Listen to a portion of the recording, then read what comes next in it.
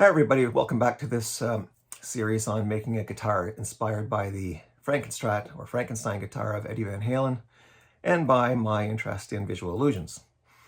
In this episode, I want to talk about one of the pickups that Eddie reportedly used in his guitar. In particular, I want to talk about one that is believed to have been used to record the introduction to the song called Women in Love on the second Van Halen album. Now, I read somewhere, and I don't recall where, that in recording that introduction, Eddie used the middle pickup position of a Stratocaster. I haven't been able to find that citation. If you can find it, please put it in the comments down there. But keep in mind, I'm not getting paid for these videos. I'm not a partner in the, AdSense or whatever they call it these days. I just do this for fun. So you're not helping me out monetarily. If you want to add comments, it's just because we're trying to learn from one another.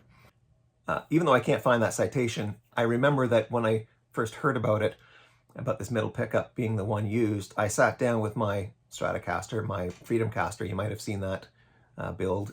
I made that guitar a couple years ago.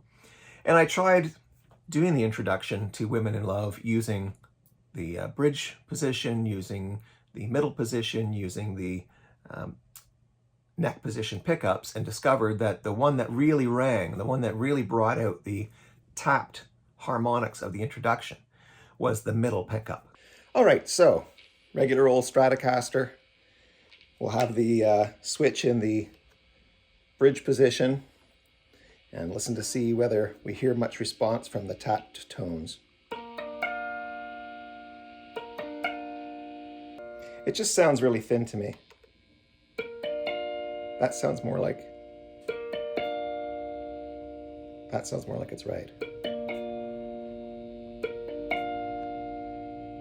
So whatever the source was of the, the lore that he was using the middle pickup, it certainly seems to be true.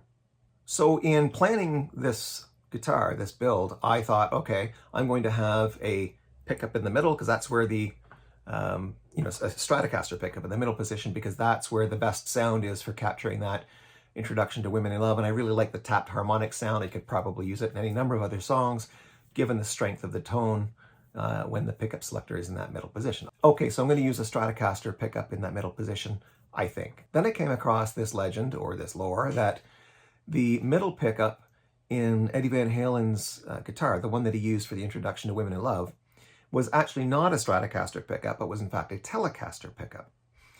And in fact, Alan Garber, who has his own YouTube channel and has been interviewed about this, said in a online discussion board, Van Halen discussion board, that Eddie Van Halen had a Telecaster pickup in the middle position, Stratocaster pickup in the bridge position, and that he put the pickup selector into the number 2 position on a 5-way switch, which would be the bridge pickup plus the middle pickup, to create that so-called quack position or quack sound.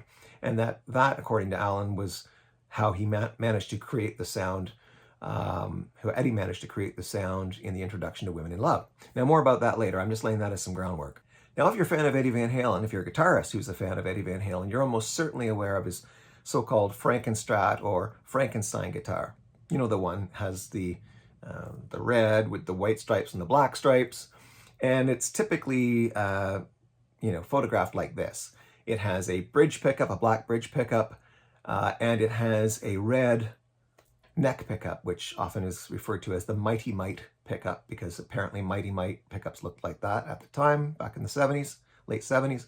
And in the middle position, we don't see a pickup. We see a selector switch, a blade switch from a Telecaster or maybe a Stratocaster that is laid on its side. Now, Eddie Van Halen apparently said that the red pickup actually wasn't connected, that it was just there sort of cosmetically to throw off the copycats, to take them off the trail so that, he could sort of turn the corner on them. So it wasn't connected. All that was really connected was the humbucker in the bridge position, said Eddie at the time. Now, you have to keep in mind that Eddie Van Halen tried to throw people off the trail, in the sound trail, in many, many ways, including how he used his variac on the amplifier. He admitted that he misled people about how he changed that setting. The result was that, if I recall correctly, a lot of people would have had burned out heads on their Marshall amplifiers as a result of having turned the variac the wrong way. So when a person says that they are misleading people, take them at their word, but don't take at their word necessarily how they're misleading people, okay? And I don't think Eddie Van Halen was in the wrong for misleading. He was, you know, blazing new trails. Why allow anybody else to steal his thunder? Perfectly fine. But just keep in mind, he was conscious of copycats. And so we have to question everything he said, even the things that he said were designed to throw off the copycatters. And maybe, in fact, especially those things. Now, it's well known that the white Stratocaster with the black stripes, which Eddie used on the first album, is the same guitar used in this photograph. Now, this photograph is said to be a photograph of the band at Sunset Studios when they were recording their second album in December of 1978. More about that later, but all I'm saying at this point is that we can see there is the white with black striped Frankenstrat with a single pickup in it. So far, no changes to it from what we saw in the first Van Halen album. Now, the first Van Halen album was recorded in October of 1977. Eddie is said to have used two main guitars on that album. One was the white Frankenstrat. Shouldn't really call it a Frankenstrat yet. No change had been made to it except for the fact that he had routed it out to put a PAF into the bridge position of the guitar, which already was pretty revolutionary. But we'll call it a Frankenstrat phase one, or the white Frankenstrat. So in that first album, he used the white Frankenstrat and also used an Ibanez Destroyer, which was a Japanese-made version, a knockoff, of a 1958 Gibson Explorer. Now, the Gibson Explorers were made out of Carina. They only were made for about a year and a half, 2 years back in the 50s. They're a colossal failure. I think they sold about 19 of them. But Ibanez in the 1970s took the design, said, hey, let's go with it, and started making them out of, I think it's called senwood, Japanese senwood. Anyway, they were pretty popular in North America. And Eddie used one of those Ibanez Destroyers to record most of the rhythm tracks on the first album. Now in this photo we see that's alleged to be Van Halen recording their second album. We can see that same guitar, that Destroyer, but it's been largely modified by Eddie by this point. He's painted it red with silver stripes. He's got a big gouge out of it, and we're now calling it the shark guitar, and it's got the two, metal twisty fasteners on it and everything else. It was rumored that he didn't like the sound of that guitar. Whether he actually used it on the tracks of Van Halen 2 or not is questionable. I don't think we'll ever know. Now in this photo, which was taken by the great photographer Neil Zlozower, we see a number of guitars on the guitar stands around the studio. Eddie's holding the white guitar, the white Frankenstrat. We see the shark guitar to Eddie's right in the background on a stand. And to Eddie's left behind him, we see another guitar, not painted, has no finish on it yet, and it has 3 pickups in it. It's got a Danelectro neck.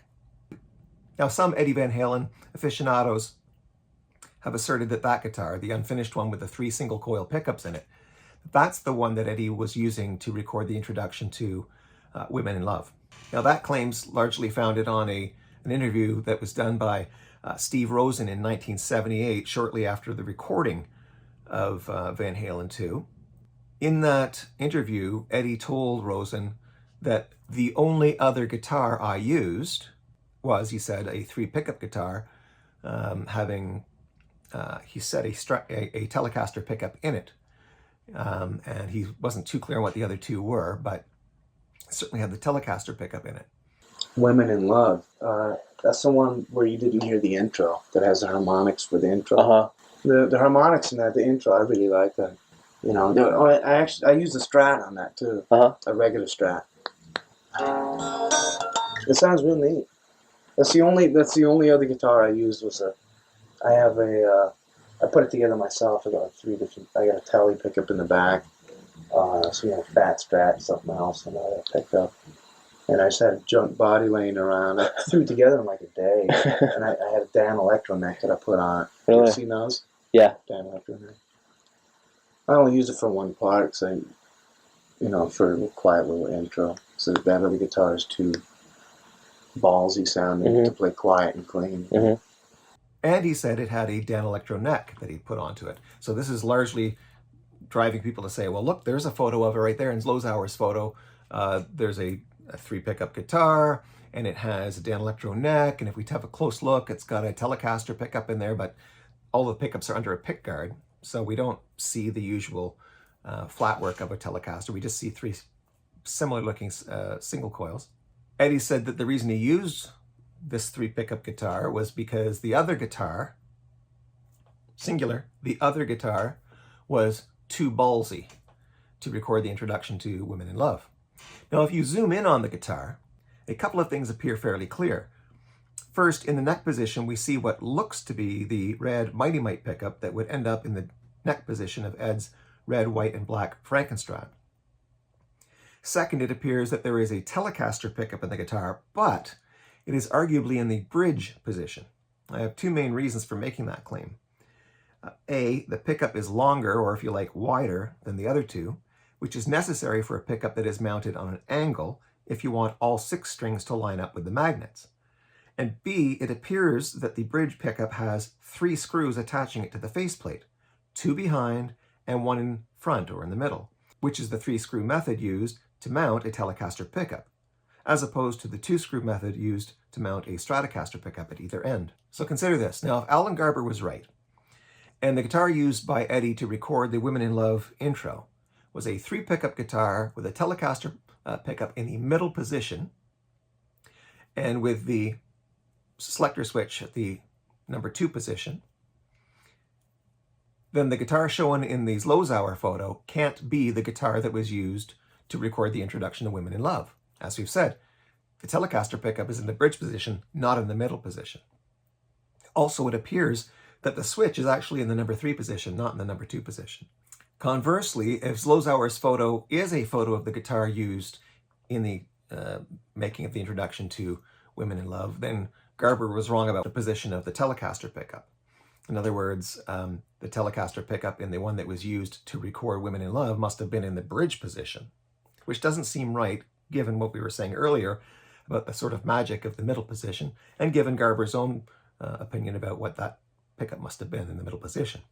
Now, we're going to go down the rabbit hole a bit further, unfortunately, but I want you to do one thing first. I want you to have a look at the 6 pole pieces, or the 6 slugs, in the Telecaster pickup in the Zlozower photo, and look at their diameter, how big they are, as compared to the diameter of the slugs in the middle pickup and the neck pickup. And I think you'll find that you think they look bigger than the slugs used in the middle pickup and the neck pickup. Just hold on to that information for now, keep it in the back of your mind, but keep in mind the size of those slugs. Now, before concluding that the 3 pickup guitar in the Zlozower photo is or is not the guitar that was used to record the introduction to Women in Love, 2 things. First, the photo that Zlozower took was a staged photo. It was not taken while the band was recording anything. He was brought into the studio on a day, he says, that nothing was being recorded. Here, let's listen to him.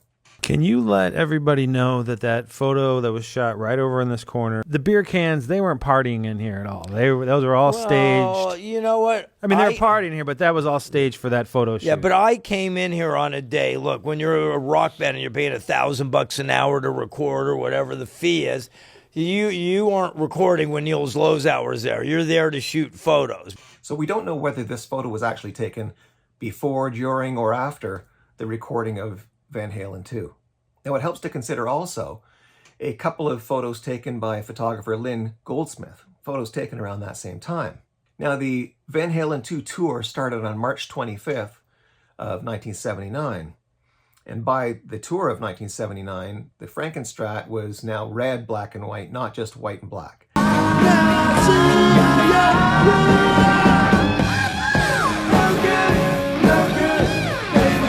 So we know that these photos had to have been taken prior to March 25th, 1979, when this Van Halen 2 tour started. That doesn't leave a very big window between the recording of the album and the taking of these photos. But we can see in these photos what came out to be, in terms of the electronics, the guitar that went on tour with Van Halen in 1979.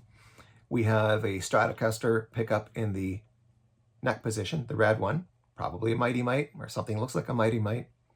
We have a black Telecaster pickup, the one I think was in the bridge position in that Zlozower photo, in the middle position, and then we've got a humbucker in the bridge position. This is before any red has been added to the guitar.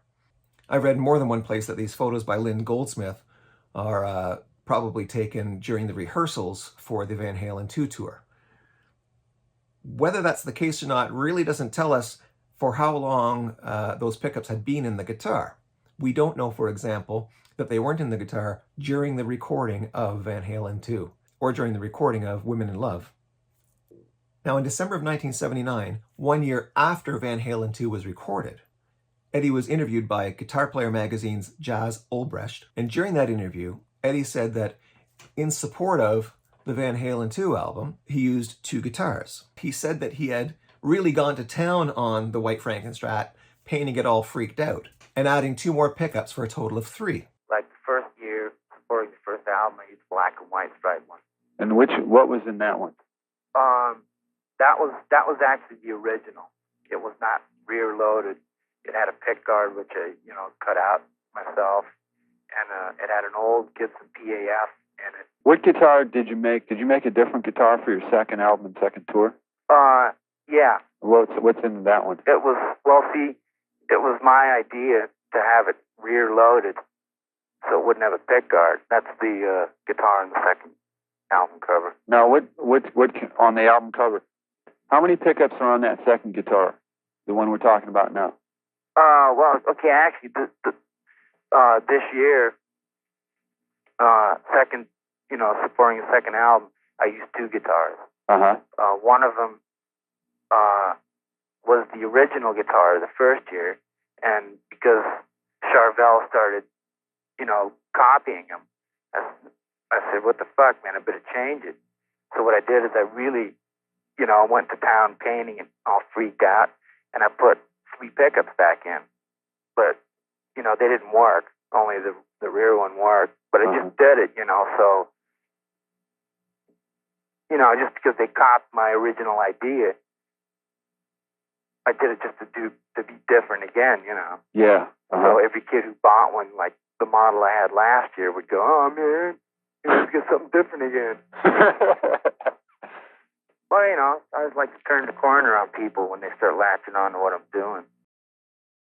Now, we also know that during the photo session for the artwork for the Van Halen 2 album, Lee Roth made 3 jumps, giant jumps with his legs akimbo way out, and the third of those jumps is the one that we saw famously on the Van Halen 2 album, just a fantastic shot.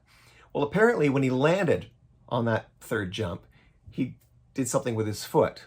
Whether he broke it, fractured it, it's not too clear. What we do know is that he ended up either bandaging it or putting a cast on it or something, and we can see in the staged in-studio photo, there he is. Lee Roth is, sporting a yellow shoe on one foot and this cast or bandage on the other. So we know that the photo shoot for the album artwork happened before the stage photo shoot in studio. Therefore, we know that the Bumblebee existed at least before the staged in-studio photo. If the staged in-studio photo happened prior to the actual recording of the album, which is perfectly possible, the one guitar that Eddie was saying, one of the 2 guitars that Eddie was referring to, the one with the single pickup, very well could have been the Bumblebee. So to sum up, we certainly know that in or even possibly prior to 1979, Eddie added 2 single coil pickups to his white Frankenstrat. He still had the humbucker in the bridge position, but he had a Telecaster pickup in the middle position, and the red, we'll call it the Mighty Mite pickup, in the neck position. When did he paint the guitar? When did he add the red paint? We can't really be certain about that. We do know that the tour started on March 25th of 1979, and there are some videos of a concert on the 18th of May.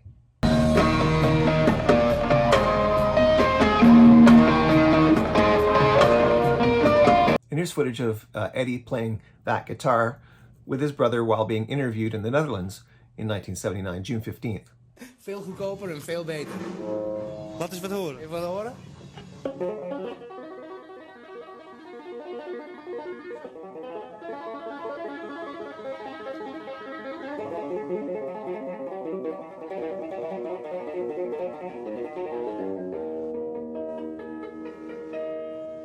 So what exactly were the pickups that Eddie added to his now red, black, and white Frankenstrat?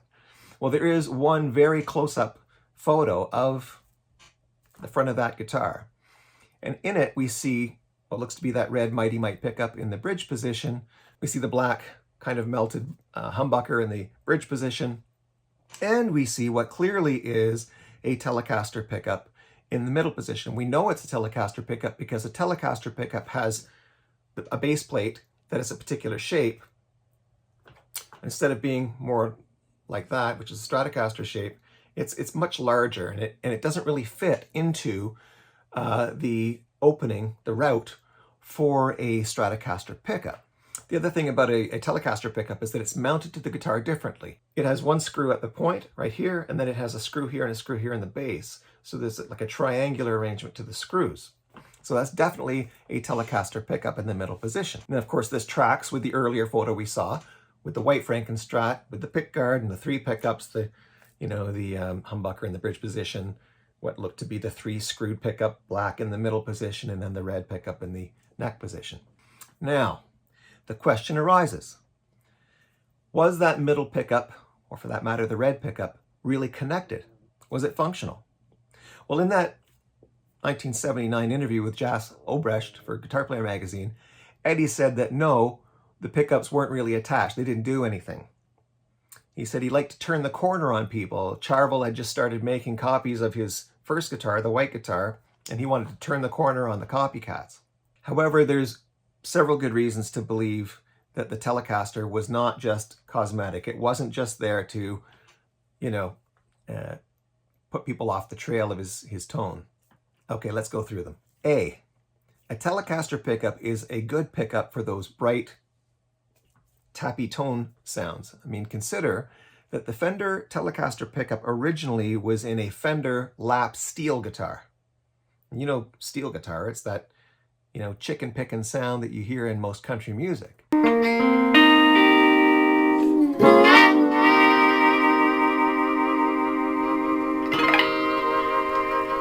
The lap steel guitar pickup was modified and put into the Telecaster by Fender. Point B, why go so far as to take a chisel or router to your guitar to the middle position so that you can fit a Telecaster pickup in there? Why do that unless you actually need that particular pickup? Let's have a look at the route for a Telecaster pickup, like the one that Eddie used, and a route for a standard Stratocaster pickup. So here's a Stratocaster with a middle route for a standard Stratocaster pickup. And here's a Telecaster routed for a Telecaster pickup. Now here's a superimposition of a Telecaster pickup with each of those two routes. Clearly, the Telecaster bridge pickup will not fit in a standard Stratocaster single coil route. To get the Telecaster bridge pickup to fit in the middle position of his Frankenstrat, Eddie had to chisel out the middle route to make it bigger and to change its shape. If the middle pickup was not going to be hooked up, why go to the bother of chiseling a guitar? One that's your key instrument, has been since at least you recorded the first Van Halen album. Why take a chisel to it just to put a pickup in there that you're not actually going to connect to anything? Why not, for example, just put a black Stratocaster pickup in there? It's not as though the imitators are going to know, what it is, especially at first when it was the white guitar with the pickup, with the pick guard on it. You didn't see the shape of the flat work. You just saw black, ovally type pickup. No one would know from that photo whether it was a Stratocaster pickup or a Telecaster pickup. Anyway, it seems like a long way to go, a lot of damage to do just to put in a pickup that you have no intention of actually hooking up. All right, on to the next point, C. So the Telecaster pickup is designed to be put into a Telecaster on a slant so that the pole pieces, after you slant the pickup, will line up with the strings. If you don't put the pickup on a slant, the pole pieces no longer line up with the strings. There's too much of a space between them. And so if you line up the E, the B, and the G string, maybe a little bit of the D string, by the time you get to the A string and the E string at the top, the pole pieces are way up here. They're not underneath the strings. That's because, as I say, the pickup wasn't meant to be mounted sideways like a middle Stratocaster pickup. It was meant to be put on an angle. Well, Eddie did not put it on an angle. He installed it in the up and down position like a regular Stratocaster pickup. The result, and we can see it in the close-up photo, is that especially for the low E and the A, the magnets are not underneath the strings, not even close. He has aligned it so that the magnets under the high E, the B, and the G are pretty much centered, and the D a little bit off center, but the A and the E are completely at a loss.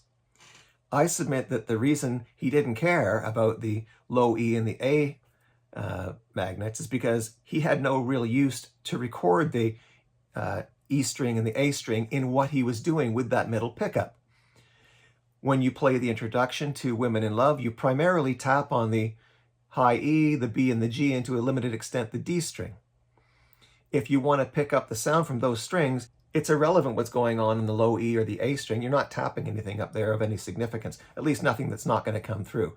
There's the one tap he hits on the 12th fret of the E string, but it's so large a sound, I don't think it's an issue. What Eddie's trying to pick up are those tapped tones that are normally going to be quite quiet. I mean, if you tap these things in the room without an amplifier on at all, sometimes you can't even necessarily tell you've successfully tapped. You have to stick it into an amplifier and listen before you can hit the fret just right to chime it off. And even then, it's a much more quiet tone than if you were to pluck the string, let's say a pick, or even to hammer on the fret. So why go to all the trouble to line up the pickup so that it's under the high E, B, G, and D, but I don't really care about the low E or the A? Why do it that way? Why not just center it so that it's equidistant for all the strings, hanging out a little bit over the high E and a little bit over the low E?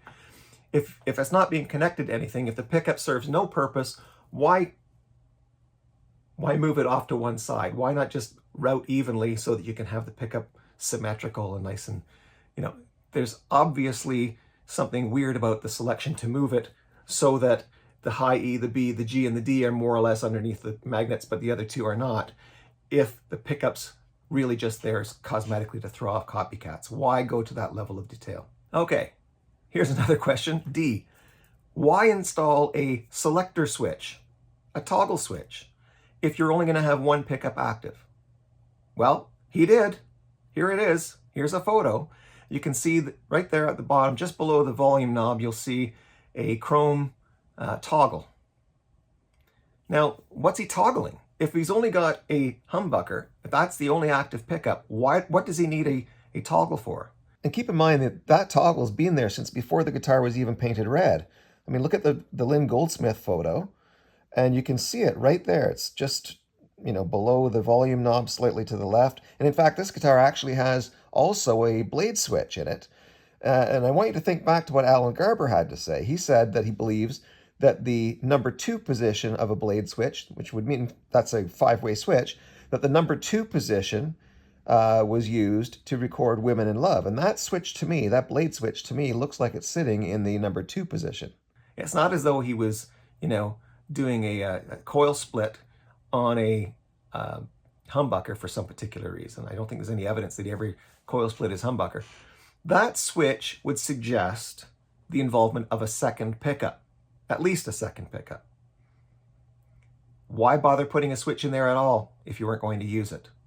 No one's going to be wondering where's he could just as easily have said, I've got the 2 pickups hooked up in parallel, so I don't need a switch. That switch probably was there for a reason. I don't believe it was just there cosmetically.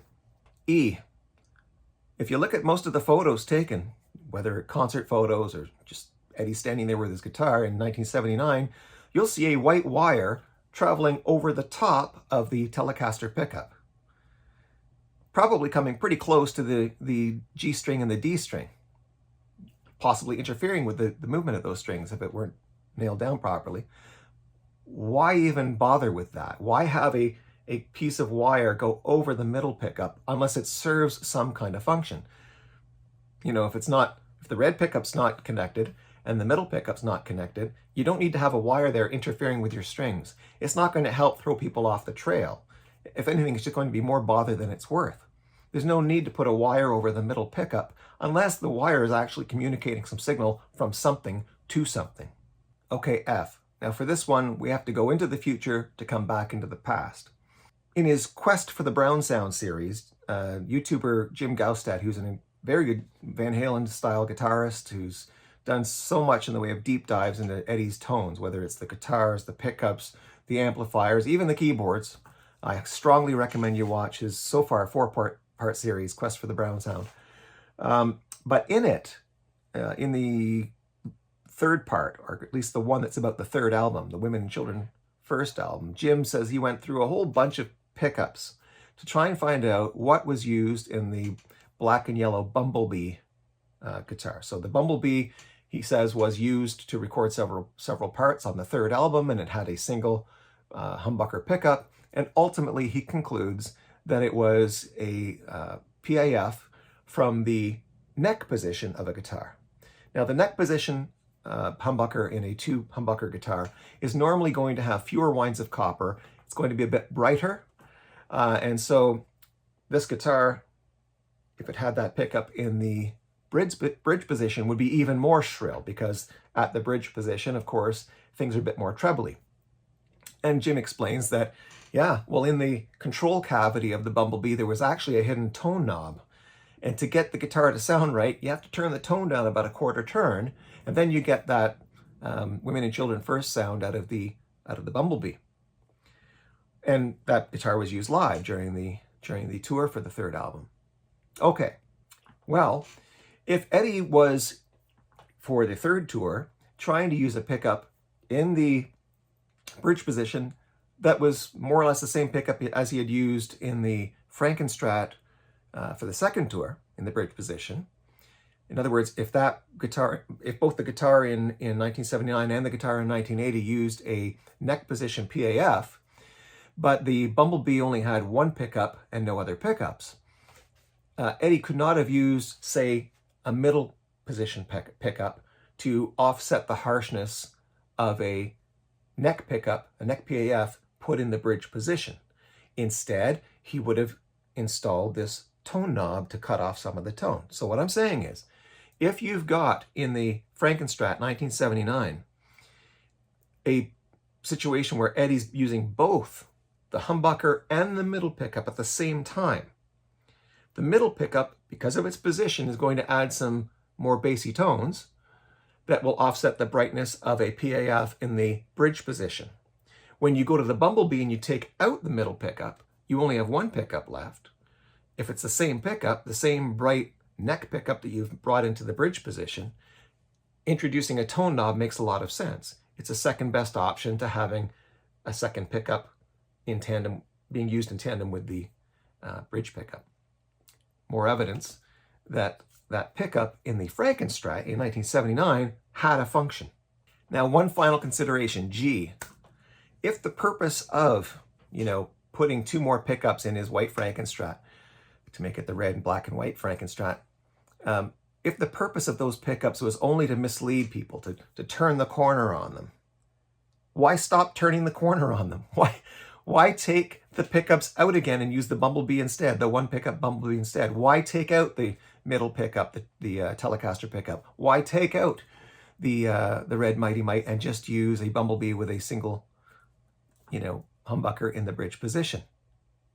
In fact, in your 1979 interview, you've already done your recording in 1978 of Van Halen 2. You've already done your tour for Van Halen 2. And now you're telling Guitar Player Magazine's interviewer that you were turning the corner to mislead people who were trying to copycat you. Why would you admit that if you effectively want to mislead them? It's like saying, well, I tried to mislead them, but I no longer want to mislead them. That doesn't make a ton of sense. It makes more sense that in 1979, December, he tells Guitar Player's interviewer that the pickups did nothing. He was just trying to fool people, because he's trying to fool people. In other words, he's trying to tell them, falsely, that the pickups don't do anything, when in fact they do. Or at least they did. So we cannot be certain, but I don't think Eddie Van Halen was in the habit of doing things needlessly. He was a tinkerer.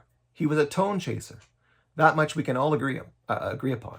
I don't think he needlessly routed out his cherished guitar, for the middle position, to put a Telecaster pickup in there. I don't think he did that needlessly. I don't think he needlessly put a white wire over top of the middle pickup to connect to nothing at all. That wasn't needless. That would have been more of an annoyance than an effective way to mislead people. I don't think he needlessly put in a toggle switch below the volume knob. I think it's more likely that because he used a toggle switch on the Frankenstrat, he probably used that guitar in the recording of the introduction to Women in Love. He used the Telecaster pickup in the middle position. He said he'd use a Telecaster pickup in the recording of that piece. I think it's more likely that the middle pickup was connected, that it was the Telecaster pickup, that guitar with the Telecaster pickup attached and in the middle position of the Frankenstrat was used to record the introduction to Women in Love. Moreover, I think that having that Telecaster pickup in the middle position could have performed obviously more functions than simply a one-trick pony recording of the introduction of Women in Love. It could also have added, as I said earlier, a missing deeper tone so that when the neck PAF pickup was put in the bridge position, the middle position could be toggled in or toggled out, or maybe just left in if you wanted to get rid of the toggle altogether and just leave it always on, to add some warmth to the otherwise too bright bridge PAF. Now, there's something else that's really interesting about that Telecaster pickup that he had in the middle. Look again at the diameter of the slugs in that close-up photo as compared to the diameter of the slugs in the red Mighty Mite. Obviously, the slugs are bigger. I compared the two pickup sizes, or the slug sizes in those two pickups, and I concluded that these bigger slugs must have been roughly a 1/4 inch diameter. So I went to the internet and I started searching for Telecaster pickups having a 1/4 inch diameter. In the process, I found a blueprint for a Seymour Duncan 1/4 pound pickup. And when I superimposed that blueprint on the close-up photo of Eddie's guitar, we can see that those slugs align perfectly. Those are 1/4 inch slugs in Eddie's Telecaster pickup. So I wondered, given that the Telecaster slugs tend to be smaller, maybe what Eddie's done is he's gone right back to the Fender lap steel and taken a lap steel pickup and put it in. But when I looked at an original lap steel pickup, it too had the smaller slugs. So it was not a Fender lap steel pickup. So then I wondered if maybe, was it possible? I mean, Seymour Duncan was, I believe, winding pickups for Mighty Mite back in the late 70s. I don't think Seymour Duncan existed as a pickup company yet in the late 70s when Eddie was using that Telecaster pickup. But I wondered, is there any evidence that he was using a Seymour Duncan 1/4 pound pickup in his Frankenstrat? I found a catalog for 1988, a Seymour Duncan catalog, that did show the 1/4 pound, so we know it existed in 88, but I couldn't find any evidence that the 1/4 pound had existed in the late 70s. In the course, however, of researching the 1/4 pound, the Seymour Duncan, I found a discussion online in which people were saying that Ritchie Blackmore had used a pickup made by Schecter with 1/4 inch slugs, and that after Schecter stopped making those pickups, he did not move on to using Seymour Duncan 1/4 pounds. So I said, what are these Schecter pickups they're talking about? So I looked for, knowing that Eddie had done this work on his guitar in 1978, 1979, I started looking for a 1978 Schecter catalog. And I found one. And it looked to contain a photograph of a Telecaster pickup with big slugs like Eddie's, but it was kind of a crop photo. It wasn't that good. I then looked and found a 1979 Schecter catalog, and this was way more helpful. There it was, a Telecaster pickup with 1/4 inch slugs called an F520. Now it's an F520T or an F520N, depending on whether the pickup was tapped. In other words, half the coil could be turned off or left on, or whether it was untapped, not tapped.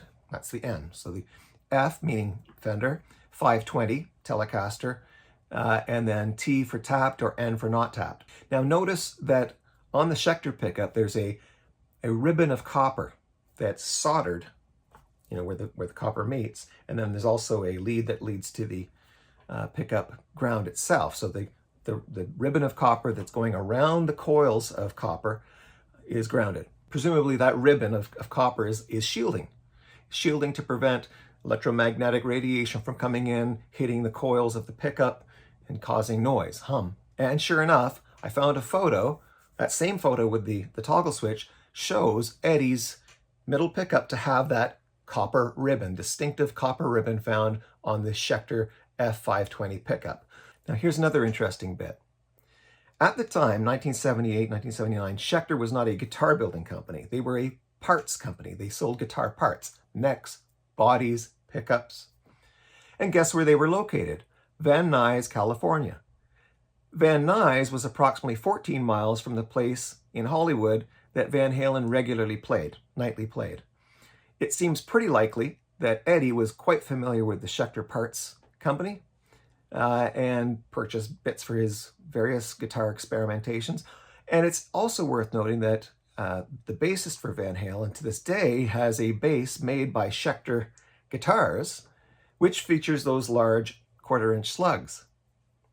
So there's a connection between Van Halen and Schecter that doesn't get talked about much, but that's center pickup, that Telecaster pickup in the Frankenstrat almost certainly was a Schecter F520N or T, we're not sure which. I haven't seen any evidence that it had a third lead, which probably would have been yellow. So if you're looking for a photo, it should have one white lead, one black lead, one yellow lead, and I think the white lead and the yellow lead are the hot leads for the tapped coil.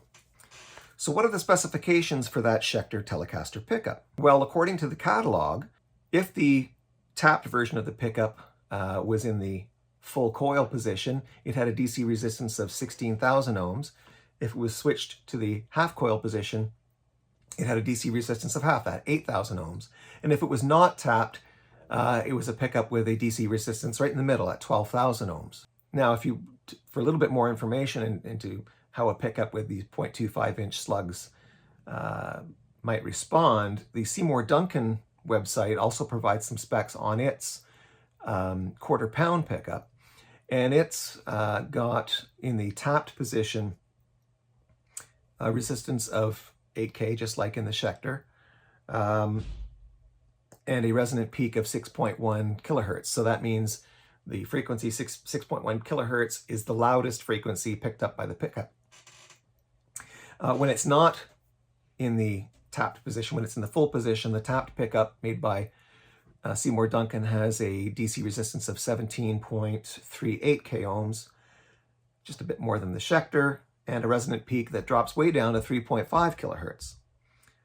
In short, the more winds of copper you add to that pickup, the less trebly the tone. In other words, the resonant peak is going to come down into that as low as 3.5 kilohertz range.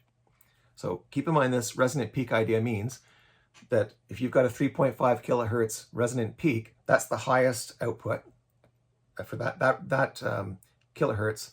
3.5 kilohertz is the highest output made by that pickup, and then the other frequencies are going to be less loud than that resonant peak. Now this makes sense because a pickup with larger slugs will have a greater inductance, and with increased inductance you end up with a lower resonant peak. So if Eddie was aware of this relation between inductance, and the diameter of the slugs and the resonant peak, that would make a lot of sense, because by using those 0.25-inch slugs, he could bring the resonant peak down to the 3.5 kilohertz range, and we know that that would give the lower frequencies more emphasis than they would have had with a higher resonant frequency. So resonant peak. So we know, for example, that the tapped notes used in the introduction to Women in Love fall in the 200 to 600 hertz range, which is not all that far off from 3.5 kilohertz as compared to, say, 8 kilohertz or higher for resonant peak and other pickups. Also, because when you use a larger magnet, you're going to have a higher output pickup, everything else being held the same. Remember that a humbucker generally is going to be a louder pickup than the average single coil pickup. So if you're trying to use both the humbucker and the middle pickup, but the middle pickup's going to be a single coil, you want that single coil to be a relatively loud or hot pickup. And obviously the Schecter was a hot Telecaster pickup, right? Really hot compared to an off-the-shelf Fender one. So if you wanted a middle pickup that wasn't going to be drowned out by the humbucker in the bridge position, the Schecter would have been an excellent choice, which indicates, again, he probably did have a use or a reason for choosing the Schecter, which means if you needed a pickup with a matched output to the humbucker, it probably was actually connected. Okay, conclusions of this long and drawn out video, but hopefully you grab some kind of information from it that you can make use of.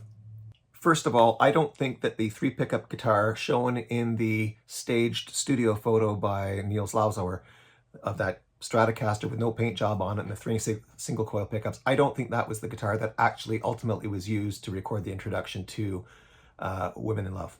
The primary problem is that the Telecaster position is in the bridge position, not the middle position, and most of the tone chasers who are big EVH fans would say that no, that Telecaster pickup would have been in the middle position, which it isn't in that Zlozower photo. Second, we know that in December 1979, Eddie tells Jas Olbrecht that he only had 2 guitars supporting him on Van Halen 2. One was a single coil, the other was the 3 pickup one that he made with the crazy paint. We know that the 3 pickup guitar, the one with the humbucker in the bridge position, the Telecaster in the middle position, and the red pickup in the neck position, was in that configuration even before it was an open face guitar, when it still had a plastic pickup plate on it, before the red paint had been added. So probably before the tour, before March 25th, 1979, and possibly even before the recording of the introduction to Women in Love. And finally, if Alan Garber is right that the second position, in other words, the quack position between the middle and the bridge position, is the position used by Eddie in recording the introduction to Women in Love, well, that would make sense. You know, that photo we see with the toggle on it would make a lot of sense, because it would allow Eddie to engage the middle pickup with the bridge pickup, or to turn it off. So again, it would make a lot of sense that that guitar was the one used in recording the introduction to Women in Love. What we know almost for certain, though, is that the Telecaster pickup Eddie was referring to when he was talking about recording the introduction to Women in Love was a Schecter F520 pickup, probably an F520N. And we know that it's possible that that pickup was in the white Frankenstrat when he recorded the introduction to Women in Love. Now, of course, the proof of the pudding is in the eating. So let's build a pickup that has the essential characteristics of the Schecter F520 and see what we can do with it.